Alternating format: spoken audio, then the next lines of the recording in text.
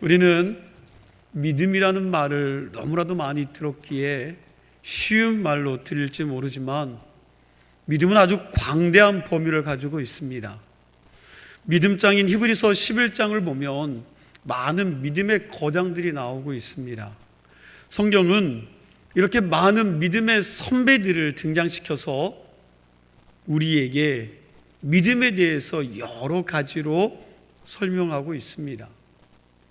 믿음의 세계가 너무나도 광범위하기에 한 사람 가지고는 믿음의 세계를 다 설명할 수 없기 때문에 성경은 많은 믿음의 사람들을 등장시켜서 여러 가지 형태로 믿음에 대해서 우리에게 말하고 있습니다. 아벨이나 에녹이나 노아나 아브라함 등 여러분 여러 사람들을 등장시켜서 그 사람 하나하나를 통해서 그 사람이 가지고 있는 믿음의 독특성과 개별성을 설명합니다. 이 모든 사람들의 믿음을 깊이 묵상하다 보면 여러분 성경이 말하고 있는 하나님이 요구하시는 진짜 믿음이 무엇인가 하는 믿음의 전체적인 그림을 보게 될 것입니다. 히브리서 11장에 나오는 첫 번째 믿음의 사람이 누굽니까? 그러면 아벨이죠. 히브리서 11장 4절 말씀을 보니까 믿음으로 아벨은 가인보다 더 나은 제사를 하나님께 뭐 했다고요? 드렸죠. 드림으로 의로운 자라 하시는 증거를 얻었으니 라고 말씀하고 있습니다. 지난번에도 말씀드렸듯이 아벨은 하나님께 최선으로 예배하는 믿음을 가졌습니다. 참된 예배를 드림으로 하나님 앞에 의롭다 하는 그러한 믿음을 얻은 것입니다. 아벨은 자기의 삶으로도 거룩한 산 제사를 드린 그러한 믿음을 가지고 있었던 사람입니다. 믿음에도 여러 종류의 믿음이 있는데 여러분 그 모든 믿음의 기초가 예배인 줄로 믿으시기 바랍니다. 그래서 히브리서 11장에서 예배를 잘 드린 아벨을 첫 번째 인물로 등장시킨 것입니다. 예배를 잘 드려서 의롭다함을 받는 아벨의 믿음처럼 여러분과 저도 그러한 믿음을 소유할 수 있기를 축원합니다. 두 번째로 우리 믿음의 모델은 에녹입니다. 히브리서 11장 5절 말씀을 같이 읽도록 하겠습니다. 함께 있습니다. 믿음으로 에녹은 죽음을 보지 않고 옮겨졌으니 하나님이 그를 옮기심으로 다시 보이지 아니하였느니라. 그는 옮겨지기 전에 하나님을 기쁘시게 하는 자라 하는 증거를 받았느니라. 아멘. 에녹은 여러분 믿음으로 하나님을 기쁘시게 하는 자라는 인정을 받았습니다. 에녹의 믿음은 나를 기쁘게 하거나 나를 즐겁게 하기 위한 나의 소원이 성취되는 것이 여러분 그런 것들을 바랬던 믿음이 아니라 하나님을 기쁘시게 해드릴 수 있는 그런 믿음을 가지고 있었다라는 거예요. 에녹은 무엇을 하든지 하나님을 기쁘시게 한 사람입니다. 에녹은 그런 믿음을 가지고 하나님과 몇 년을 동행했습니까? 300년을 동행했다라고 성경은 말씀하고 있죠. 하나님과 동행했다는 말은 하나님이 내 안에 계시고 그리고 내가 하나님 안에 거하고 있다는 것입니다. 무슨 일을 하든지 하나님을 생각하고 하나님에 대해서 묵상하는 것에 여러분 에녹의 삶이 녹아져 있었던 겁니다. 에녹은 끊임없이 하나님과 동행하는 삶을 살았고 하나님을 묵상하는 삶을 살았고 하나님이 없는 삶이 아니라 하나님과 끊임없이 동행하는 삶을 살았습니다. 오랜 시간 하나님을 기쁘게 행복하게 한 사람이 바로 에녹입니다. 하나님이 에녹을 보고 얼마나 기쁘셨으면 에녹에게는 죽음을 보여주지 않고 하늘나라로 데려갔습니다. 에녹은 이 땅에 있으나 내세로 옮겨졌으나 이미 천국의 삶을 살고 있었던 사람인 줄로 믿으시기 바랍니다. 이 시간 예배드리는 우리 모두도 에녹과 같이 믿음으로 하나님을 기쁘시게 하는 자라는 인정을 받을 수 있기를 축원합니다. 오늘 세 번째 노아의 믿음에 대해서 살필 것인데, 바라기는 혹시 그동안 우리의 믿음이 혼돈 가운데 있었다면 계속 증거되어지는 히브리서 11장 이 믿음장의 말씀을 통해서 우리의 믿음이 잘 정립될 수 있기를 바랍니다. 창세기 1장을 보면 하나님이 세상을 아름답게 지으셨다라고 말씀하고 있죠. 하나님께서 이 세상을 정말 아름답게 지으신 모습이 나오고 있습니다. 하나님이 세상을 얼마나 아름답게 지으셨으면 세상을 지으시면서 하나님 보시기에 좋았더라라고 그랬습니다. 특별히 맨 마지막에 사람을 지으시고는 뭐라고 말씀하셨습니까? 심히 좋았더라라고 말씀하셨어요. 하나님은 정말 세상에 아름답게 지으셨죠. 그리고 그 중에서도 인간은 하나님의 형상을 따라 최고의 걸작품으로 하나님께서 지으셨습니다. 그런데 하나님의 형상대로 지음받은 최고의 걸작품인 인간이 하나님이 지으신 아름다운 세상을 최악으로 오염시키고 타락시킨 것입니다. 창세기 6장 5절과 6절 말씀을 우리 함께 읽도록 하겠습니다. 함께 읽습니다. 여호와께서 사람의 죄악이 세상에 가득함과 그의 마음으로 생각하는 모든 계획이 항상 악할 뿐임을 보시고 땅 위에 사람 지으셨음을 한탄하사 마음에 근심하시고. 사람의 죄악이 세상에 가득함과 그랬는데 인간의 죄악이 세상에 넘쳐났다는 것입니다. 계속해서 그의 마음으로 생각하는 모든 계획이 뭐하다고요? 항상 뭐예요? 악할 뿐임을 보시고 그랬는데 사람들의 마음속에 뱀이 독을 품듯 모든 계획이 항상 악한 것으로 꽉 차 있었다라는 것입니다. 앙과 박이, 여러분, 앙과 박 모든 것들이 죄악투성인 이런 세상을 하나님이 바라보시고 뭐라고 하십니까? 땅 위에 사람 지으셨음을 한탄하사 마음에 근심하셨다라고 말씀하고 있어요. 쉽게 얘기하면 하나님이 지으신 인간들의 죄악된 모습을 보고 하나님의 마음이 너무나도 아프신 것입니다. 하나님의 형상을 따라 걸작품으로 지음받은 인간이 부여받은 복을 가지고 더욱더 적극적으로 심각하게 타락한 모습을 보이고 하나님이 기가 막혀 하시면서 마음의 상처를 받으신 것입니다.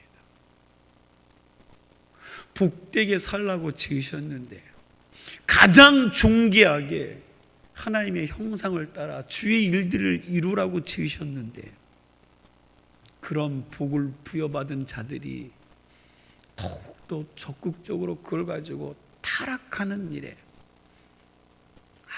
악하게 그 일들을 행했다는 거예요. 그때에 여러분 하나님의 마음이 기가 막히게 상처를 받았다는 겁니다. 제가 창세기 6장 5절과 6절 말씀을 다른 번역으로 읽어드리겠습니다. 잘 들어보십시오. 여호와께서는 땅 위에 살고 있는 사람들이 얼마나 못되었는지 또 생각하는 것은 얼마나 삐뚤어졌는지 아시고 어쩌다가 내가 이 땅 위에 사람을 만들어 놓았는가 탄식하며 마음의 깊은 상처를 받으셨습니다. 하나님은 인간을 창조하시고 세상을 다스릴 권세와 생육하고 번성하라고 하시면서 마음껏 축복하고 온갖 좋은 것들을 다 주셨는데 그러나 인간들은 아름답고 선하게 지은 이 세상을 탐욕과 타락과 추악한 죄악으로 가득한 곳으로 만들어 버린 것입니다. 하나님께서 행복의 모든 조건들을 주셨는데 인간들이 그 모든 것들을 가지고 불순종하고 살인하고 간음하고 타락해서 아름다운 이 세상을 쓰레기 더미로 만들어 버린 겁니다. 그런 인간들의 모습을 보시고 하나님의 마음이 상처를 받으신 거죠. 하나님의 마음이 아프신 것입니다. 그래서 하나님은 탄식하시면서 아픈 마음으로 심판을 선언하셨습니다. 창세기 6장 7절 말씀 함께 보도록 하겠습니다. 함께 읽습니다. 이르시되 내가 창조한 사람을 내가 지면에서 쓸어버리되 사람으로부터 가축과 기는 것과 공중의 새까지 그리하리니 이는 내가 그것들을 지었음을 한탄함이니라 하시니라. 아멘. 하나님은 아픈 마음으로 세상을 심판하시기로 작정하셨습니다. 그러나 그 중에 한 사람 노아는 달랐습니다. 창세기 6장 8절 말씀을 보니까 그러나 노아는 여호와께 뭘 입었어요? 은혜를 입었더라라고 말씀하죠. 이 말씀을 직역하면 이런 말입니다. 노아는 여호와의 눈에서 은혜를 발견하였습니다. 또 다른 번역을 보면 노아는 하나님의 눈빛에서 자기를 향한 호의를 발견했습니다. 하나님은 당신의 공의로운 눈빛으로 죄악으로 가득 찬 세상을 심판하고자 하셨습니다. 그런데 그 순간 하나님 눈에 들어온 노아의 모습은 하나님의 공의의 눈빛에서 벗어난 겁니다. 노아는 그 당시 유일하게 하나님의 공의의 눈빛이 아니라 자신을 향하신 은혜의 눈빛을 보게 된 것입니다. 하나님께서는 호의의 눈빛으로 노아를 바라보신 것입니다. 어떻게 하나님은 수많은 사람들 가운데 노아만은 이 호의의 눈빛으로 바라보셨을까요? 왜 하나님은 노아만큼은 은혜의 눈빛으로 그에게 비추어 주셨을까요? 왜? 현대의 성경을 보니까 창세기 6장 8절 말씀을 이렇게 번역했습니다. 잘 들으세요. 하지만 노아만은 하나님을 흐뭇하게 해드렸습니다. 다시 한번요. 노아만은 하나님을 흐뭇하게 해드렸습니다. 여러분, 하나님은 누구에게 당신의 은혜의 빛을 비춰주십니까? 오늘 말씀해 보니까 하나님을 흐뭇하게 하는 사람에게입니다. 세상은 온통 죄악으로 가득 차서 하나님의 심판을 받아 마땅했습니다. 그러나 한 사람 노아만큼은 하나님을 흐뭇하게 해드렸습니다. 온 세상이 죄악으로 관영했지만 그러나 노아만큼은 의롭게 살아보려고 발버둥 쳤습니다. 온 세상이 패역했지만 노아만큼은 하나님 앞에서 온전하게 살려고 노력했다라는 겁니다. 여러분, 이렇게 사는 게 쉽지 않습니다. 세상은 다 타락했는데 어떻게 노아 혼자 그렇게 깨끗한 삶을 살 수 있었을까? 내 주변의 친구들이 다 타락했는데 나만 타락하지 않은 것, 여러분, 쉽지 않습니다. 이렇게 살면 굉장히 외롭고 고독하고 그리고 주변 사람들에게 왕따까지 당할 수밖에 없습니다. 그 당시 노아의 상태가 그랬다는 겁니다. 그럼에도 불구하고 노아는 자신을 거룩하게 지키면서 살았습니다. 노아는 패역한 세대에 타락하지 않는 유일한 하나님의 사람이었던 것입니다. 이러한 사람을 하나님은 눈여겨보시는 줄로 믿으시기 바랍니다. 심판 중에도 은혜의 빛을 비추어 주십니다. 나의 거룩한 열심과 더불어 하나님의 은혜가 함께 역사하는 사람은 세상을 능히 이기는 사람이 되는 줄로 믿습니다.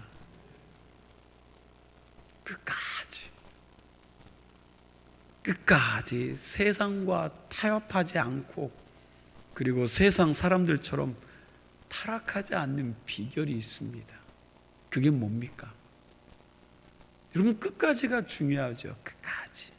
처음부터 끝까지가 중요합니다. 여러분, 어떻게 타락하지 않을 수 있습니까? 하나님의 은혜를 받아야 그러한 삶이 가능합니다. 하나님의 은혜를 받으셔야 돼요. 노아는 하나님의 은혜를 받은 사람입니다. 우리 창세기 6장 9절 말씀을 같이 읽겠습니다. 창세기 6장 9절 말씀입니다. 이것이 노아의 족본이라. 노아는 의인이요 당대 완전한 자라. 그는 하나님과 동행하였으며. 아멘. 여기 보니까 여러분, 노아에 대해서 세 가지로 표현했습니다. 첫 번째가 뭐죠? 의인이요, 그리고요 당대 완전한 자라, 그리고 하나님과 동행하였다 그랬습니다. 이게 노아의 삶이었다는 거예요. 여러분, 하나님이 누구에게 은혜의 빛을 비추어 주십니까? 온 세상이 썩을지라도 나만큼은 썩지 않아 보려고 하나님의 말씀을 붙잡고 의롭게 살려고 몸부림치는 사람입니다. 그리고 매 순간 하나님의 말씀을 묵상하면서 하나님과 동행하고자 하는 그 사람에게 하나님의 은혜는 임할 수밖에 없습니다. 사실 늘 이렇게 사는 것이 쉽지 않습니다. 이렇게 사는 게 쉬운 게 아니기에 어떨 때는 나도 똑같이 넘어갈 때가 있습니다. 넘어질 때가 있어요. 실수하고 실패하고 넘어지기도 합니다. 그러함에도 불구하고 세상 죄악에 물들지 않으려고 발버둥치고 노력하는 사람은 하나님의 은혜를 입은 사람이요, 하나님의 은혜가 베풀어지는 사람인 줄로 믿습니다. 노아는 악한 시대에서 하나님의 마음을 흐뭇하게 한 사람인 줄로 믿으시기 바랍니다. 여러분, 마음이 깨끗한 사람에게는요 하나님의 음성이 들립니다. 그러나 마음이 더럽고 추하고 복잡한 사람에게는 하나님의 음성이 들리지 않습니다. 노아는 당대의 의인이었고 완전한 사람이었고 하나님과 동행한 사람이었기에 하나님의 세미한 음성이 그에게 들릴 수가 있었다는 거죠. 그 하나님의 음성이 무엇입니까? 우리 창세기 6장 13절 말씀을 같이 읽겠습니다. 함께 읽습니다. 하나님이 노아에게 이르시되 모든 혈육 있는 자의 포악함이 땅에 가득함으로 그 끝날이 내 앞에 이르렀으니 내가 그들을 땅과 함께 멸하리라. 노아에게 들린 하나님의 음성은 내가 이 세상을 끝내겠다는 거예요. 내가 이 악하고 타락한 세상을 심판하겠다는 말씀입니다. 그 시대의 의인이었던 노아에게 하나님은 당신이 하실 일들을 미리 가르치신 것입니다. 바라기는 저와 여러분들이 이 악한 세대에 구별된 거룩한 삶을 살아서 하나님의 특별한 은총을 누릴 수 있는 교회와 성도가 되시기를 축원합니다. 우리가 지금 히브리서 11장 말씀을 계속해서 나누고 있는데 아벨 그리고 에녹을 살피었고 오늘은 노아인데, 노아의 신앙을 한마디로 표현한다면 순종하는 신앙입니다. 한번 좀 따라해 보시기 바랍니다. 순종하는 신앙. 그럼 노아의 믿음을 쉽게 이야기하면 불가능한 명령에 순종한 믿음입니다. 노아는 순종하는 믿음으로 하나님의 기적을 본 사람입니다. 노아는 순종하는 믿음으로 하나님의 기적을 일으킨 사람인 줄로 믿으시기 바랍니다. 순종에는 두 가지 요소가 있습니다. 첫 번째 요소는 잘 듣는 거예요. 여러분, 하나님의 말씀을 잘 듣는 것입니다. 잘 듣지 않는 사람은 순종할 수가 없습니다. 두 번째로 잘 들었으면 뭘 해야 돼요? 그렇죠. 실천하는 겁니다. 여러분, 들었으면 그 들은 걸 가지고 살아내셔야죠. 하나님의 말씀을 듣고 알았으면 이제는 행동으로 실천해야 됩니다. 듣는 것과 실천하는 것이 순종하는 데 있어서 중요하다는 것입니다. 노아는 이 두 가지를 참 잘했던 사람입니다. 먼저 하나님의 말씀을 잘 들었습니다. 그리고 들은 그 말씀을 가지고 그대로 실천했습니다. 노아는 이해할 수 없는 하나님의 말씀에 대해서 토를 달거나 그 말씀에 대해서 여러분 엉뚱한 일에 대해서 이야기하지 않았습니다. 하나님의 말씀을 받아들인 겁니다. 받은 말씀을 붙잡았습니다. 더 나아가 그 말씀대로 100년 이상을 행동으로 실천하면서 살았던 사람이 노아입니다. 그래서 노아는 순종의 사람이었습니다. 오늘 본문 히브리서 11장 7절 말씀도 보면 믿음으로 노아는 아직 보이지 않는 일에 경고하심을 받아 경외함으로 방주를 준비하며 그 집을 구원하였으니 그랬습니다. 믿음으로 노아는 아직 보이지 않는 일에 여러분 아직 증거가 없습니다. 그리고 자기 머리로도 이해가 되지 않습니다. 100년 뒤에 홍수가 난다고 하는데 그걸 오늘부터 준비할 일이 뭐가 있습니까? 그리고 홍수가 날 가능성이 있을까? 글쎄요. 여러분 글쎄요 할 수도 있죠. 오늘 여러분과 저에게 이런 명령을 내렸다고 생각해 보세요. 100년 후에 있을 일들을 명령하셔서 그걸 준비하라고 했을 때 여러분 그 말씀에 순종할 사람들이 몇 명이나 될까? 이렇게 이해할 수 없는 하나님의 명령을 노아가 받은 겁니다. 경고하심을 받아 경외함으로. 여러분 경외함으로라는 말이 헬라어 원전으로 보면 아주 중요한 단어입니다. 우리가 생각하는 경외함이라는 말과는 좀 다른 말입니다. 경외함이라는 말이 헬라어로 유람바노라는 말입니다. 유람바노. 유라는 말은 굿이라는 말이죠. 굿 뉴스 복음이 헬라어로 유앙겔리온입니다. 유앙겔리온. 여기서도 유라는 말이 좋다는 말이고 앙겔리온은 여러분 소식이라는 말이에요. 그래서 유앙겔리온이라는 뜻은 좋은 소식, 복음입니다. 헬라어 유라는 단어는 좋다는 말입니다. 람바노라는 말은 쥔다, 취하다, 가지다, 받다는 말입니다. 혼신의 힘을 다하여 꽉 붙잡는다는 뜻입니다. 그러니까 경외함으로 말씀을 받는다는 말은 그 말씀을 잘 듣고 놓치지 않기 위해, 잃어버리지 않기 위해 꽉 붙잡는 것이 좋다는 것입니다. 노아가 이렇게 하나님의 말씀을 경외함으로 들었다는 거예요. 그렇게 듣고 방주를 준비하여 그 집을 구원하였으니 그랬는데 행동이 바로 실천으로 나온 겁니다. 노아는 하나님의 말씀을 잘 듣고 순종해서 실천이라는 순종을 통해서 하나님의 마음을 흐뭇하게 해드린 것입니다. 창세기 6장을 보면 노아가 하나님의 말씀을 듣고 얼마나 잘 순종한 사람인지 알 수 있는 구절이 있습니다. 창세기 6장 22절 말씀을 보니까 함께 읽습니다. 노아가 그와 같이 하여 하나님이 자기에게 명하신 대로 다 준행하였더라. 7장 5절도 함께 봅니다. 노아가 여호와께서 자기에게 명하신 대로 다 준행하였더라. 아멘. 노아는 하나님이 말씀하신 대로 다 준행했습니다. 온갖 죄악이 난무하던 그 혼란한 세상 한복판에서 하나님의 말씀대로 산다는 것이 얼마나 어려운 일입니까? 여러분 그것도 높은 산 꼭대기에 큰 배를 짓는다는 것이 얼마나 어려운 일입니까? 그것도 1, 2년이 아닌 여러분 100년 동안 짓는다는 게 말이나 되는 이야기입니까? 이게 얼마나 순종하기 힘든 하나님의 명령입니까? 그럼에도 노아는 하나님께서 자기에게 명령한 것을 하나도 빠짐없이 다 준행했다고 성경은 말씀하고 있습니다.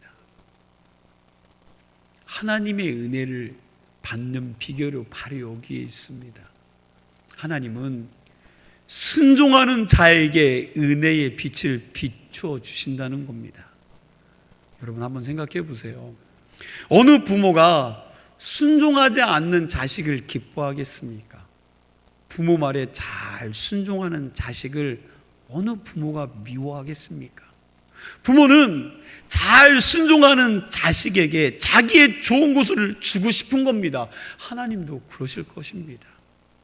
여러분, 가정에서 부모님께 사랑받기 원하십니까?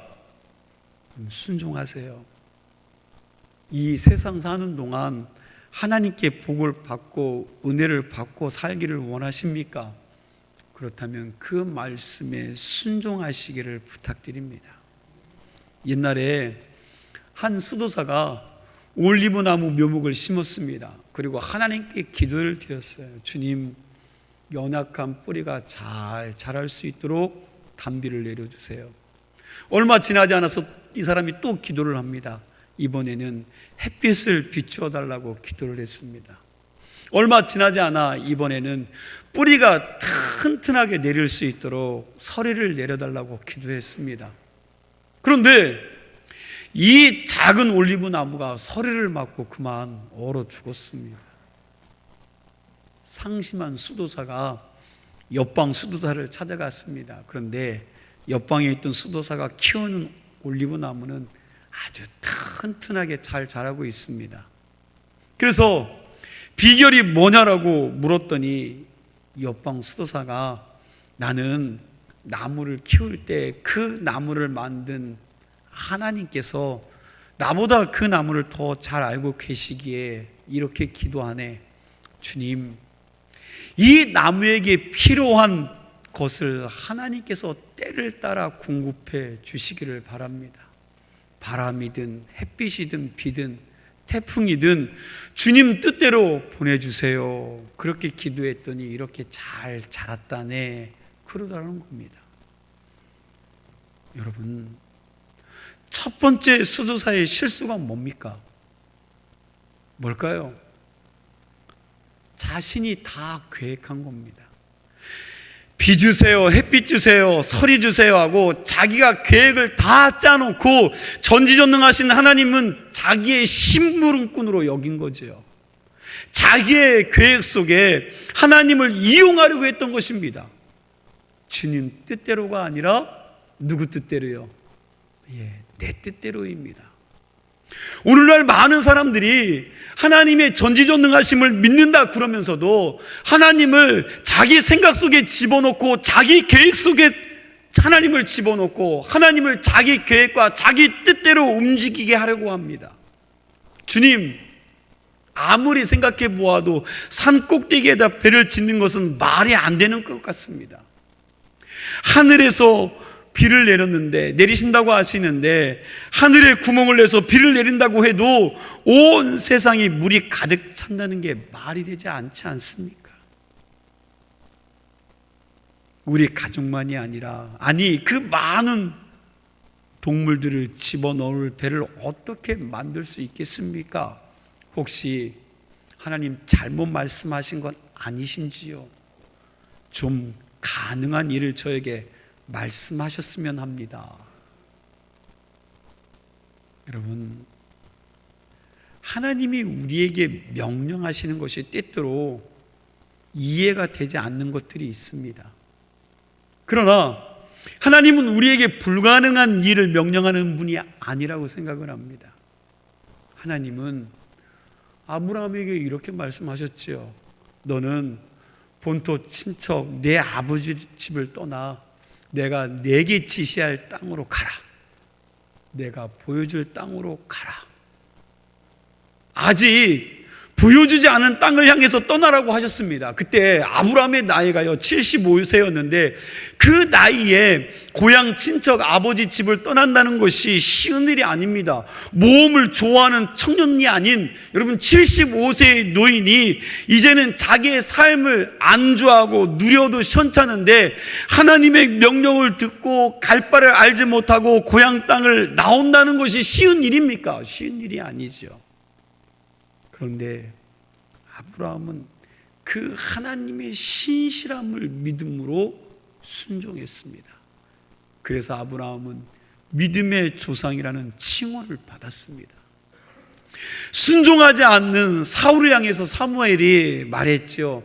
순종이 제사보다 낫다.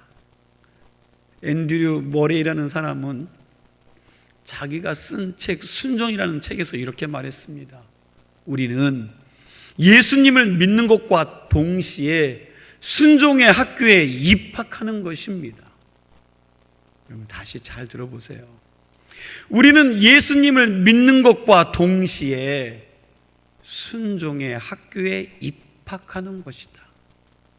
이 말은 순종이 믿음의 기본이라는 뜻입니다. 히브리서 기자도 말합니다. 예수님도 순종을 배워서 온전함에 이르셨다라고 그랬습니다. 히브리서 5장 8절과 9절 말씀 우리 함께 읽도록 합니다. 히브리서 5장 8절 9절 함께 읽습니다. 그가 아들이시면서도 받으신 고난으로 순종함을 배워서 온전하게 되셨은즉 자기에게 순종하는 모든 자에게 영원한 구원의 근원이 되시고. 자, 오늘 말씀에도 보니까 예수님도 순종을 배웠다는데 우리는 더 말할 것도 없습니다. 오늘날 우리 사회가 가지고 있는 문제 중에 하나가 원칙과 규칙을 지키지 않는다는 거예요. 운전을 하면서 노란 중앙선을 쉽게 넘어갑니다. 빨간불이면 여러분 앞으로 가지 말아야 되죠. 운전하는 사람 중에 이런 거 모르는 사람 없습니다. 그런데도 우리는 이 노란 중앙선을 막 넘어가고 빨간불인데도 막 달려갑니다. 신호를 잘 지켜야 되는데 어떤 때는 그냥 막무가내로 넘어가고 지키지 않습니다. 그러다 보니 한국이 세계에서 4번째로 교통사고가 많은 나라가 되어 가고 있다는 것입니다. 오늘날 한국 교회에서 가장 큰 문제는 말씀을 알면서도 지키지 않는 것입니다. TV 그리고 유튜브를 통해 여러분 이것을 틀기만 하면 어때요? 유명한 목사님들의 설교를 다 들을 수가 있습니다. 그래서 요즘 교인들은 여러분 귀가 커졌죠. 이 귀가 커져서 목사들의 설교를 듣고 뭐합니까? 점수 매기기에 급급해요. 아, 이 설교는 좋은 설교네. 내 마음에 들면 좋은 설교죠. 99점. 아, 이 설교는 듣기 거북하네. 40점. 아주 채점을 잘합니다. 그러나 들은 말씀을 실천하는 사람은 많지 않다는 거예요. 이것이 현대 교인들의 문제입니다. 이번 주 기도에 대한 설교를 들었다고 생각하십시오. 그러면 여러분 한 주간 동안 뭘 하려고 몸부림쳐야 됩니까? 기도의 삶을 살려고 몸부림쳐야죠. 어떻게든 기도하는 사람이 되어야 되죠. 그런데 말씀을 들어도 기도하지 않습니다. 찬양에 대한 말씀을 들었습니다. 그렇다면 마음을 모아 중심을 모아서 여러분 정말 마음을 다해 찬양을 해야 되죠. 그런데 입 하나 뻥끗하지 않습니다. 사랑에 대한 설교를 들었는데 사랑 베푸는 일에 인색합니다. 그냥 자기 마음의 감동만 찾지 자기의 삶의 변화를 추구하지 않습니다. 이게 이 시대 교인들의 문제입니다.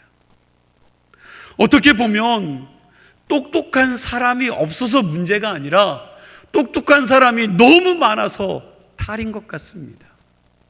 모두 다 똑똑한데 막상 일꾼으로 뽑으려고 하면 사람을 찾기가 힘들다는 겁니다. 너무 잘나고 똑똑해서 순종을 안 하니까 쓸데가 별로 없다는 이야기입니다. 무슨 이야기인지 이해가 되십니까? 여러분, 주방에서 꼭 필요한 그릇이 어떤 건지 아십니까? 금그릇, 은그릇 이런 거 아니죠. 함지박 큰 것도 아닙니다. 금그릇, 은그릇은 1년에 귀한 손님 오면 한 번, 두 번 쓸까 말까 합니다. 함지박도 김치 담글 때나 필요합니다. 매일 밥상에 올라오는 것은 뭐예요? 흙으로 빚은 질그릇이죠. 밥을 떠서 내놓는 그릇은 질그릇입니다. 우리가 금그릇, 은그릇만 되려고 다투어서는 안 되겠습니다.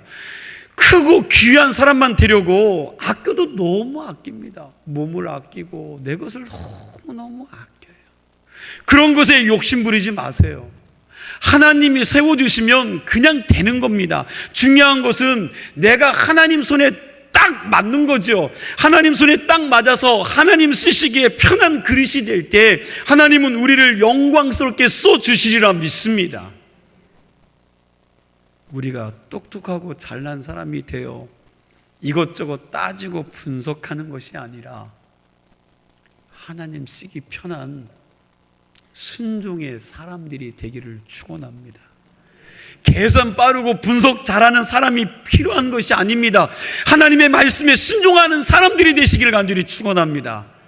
이 한 주간도 하나님의 말씀에 순종하는 삶을 사심으로 하나님을 기쁘시게 해드리는 믿음의 성도들이 다 되시기를 축원합니다. 기도하겠습니다.